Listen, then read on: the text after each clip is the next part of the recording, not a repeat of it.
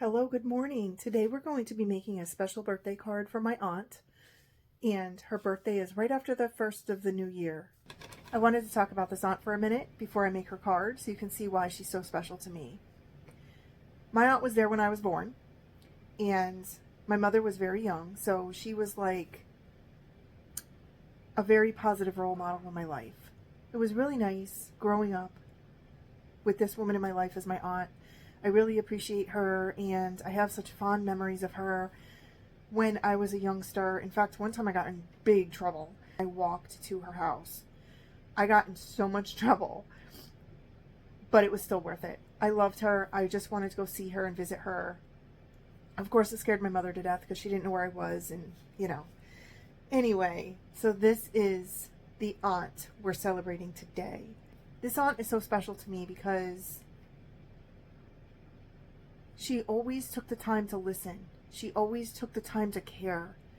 She was the aunt. You needed a hug, she had a hug. When you needed an ear, she listened. She didn't speak. She let you talk. But yet, if you needed advice, she also had that to offer. But most importantly, this aunt is the reason I'm into crafts as much as I am. In my early 20s, this aunt called me up one night and said, "Hey, there's a class. There's a arts and crafts class. You want to go?" And that's not something I would do normally. I'm an introvert. That is not something I feel comfortable with, but I felt comfortable going with my aunt. And it changed the course of my life for a long time. The course was specifically on rubber stamping.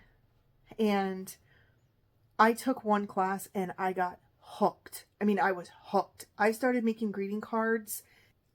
I just love the art of making handmade cards. But I would have never known that had my aunt not invited me to this class. When my kids were little, I got to make all their invitations, all their birthday cards, you name it, I did it. I did everything by hand. And it's all because my aunt told me about that class, and I went with her, and I loved it so much. Therefore, I feel it's appropriate to make her a handmade greeting card. So I have some punches picked out. This one is a scallop border, and then this punch is for the corners. I went ahead and trimmed down cardstocks. I'm using blue because that's one of her favorite colors. The rubber stamp I picked out for today is this design because she loves birds. First thing I'm going to do to protect my work surface is lay down a piece of wax paper. I keep a roll at my desk. Then I'm going to take the white overlay and I'm going to rubber stamp the image on it. And the reason I'm doing it like this, instead of having the card all put together and glued together and all that, is because this is a huge stamp. You can see I've used it quite a bit. Because it's so big, I'm not sure it's going to come out good. I'm going to try it first. If it doesn't come out good, I'll just make another one, but I do want to test it first. So I'm using some black ink, just dye ink. With stamps this large, you really need to push down very steadily and sturdy, because you want to make sure that the whole image comes out on your piece of paper, cardstock, whatever you're using. Okay, it's not bad. Now, as you can see at the top there, it's not perfect. Some of it came out a little light. But overall, it's not bad. The first thing I'm going to do is trim down the middle overlay because I want to get that nice scalloped edging. And you want to make sure that your punch is lined up with your card, your cardstock, or your paper, or whatever you're punching. That's what the blue overlay looks like when it's scalloped. And then I'm going to go ahead and punch the corners with this punch here. So that's what it looks like. I also went ahead and trimmed up the card around the design.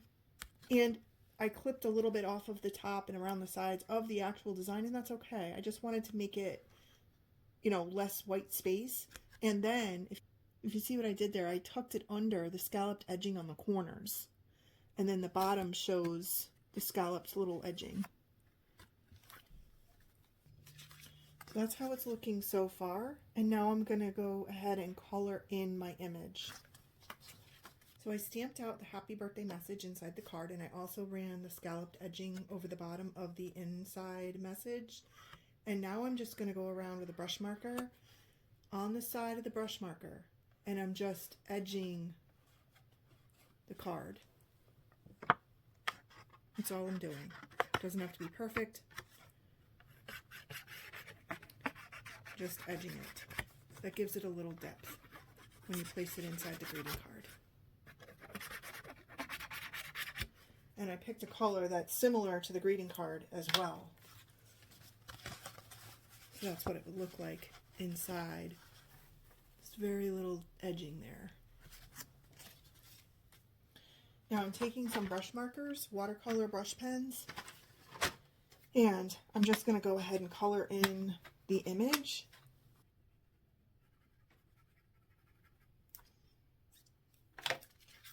Now for the birds, you'll see that I just did a wispy light coloring so that it looks more natural and realistic.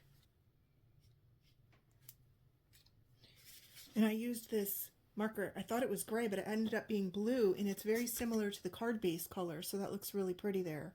I colored in the tree limbs with dark brown.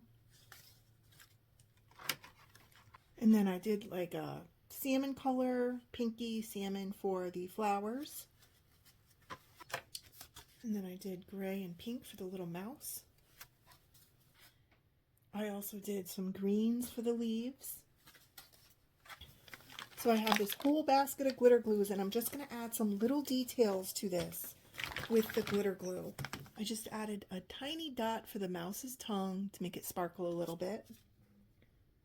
I also added a little bit just to the greens. And if you see the bird's eyes and beaks, I added black sparkle for the eye and yellow for the beaks. Probably added too much on one of the eyes, but that's okay. It will dry and it will look pretty. Now for the food for the birds, I thought I would do a gold glitter instead of coloring it in. And I'm just kind of like smearing it around with the tube.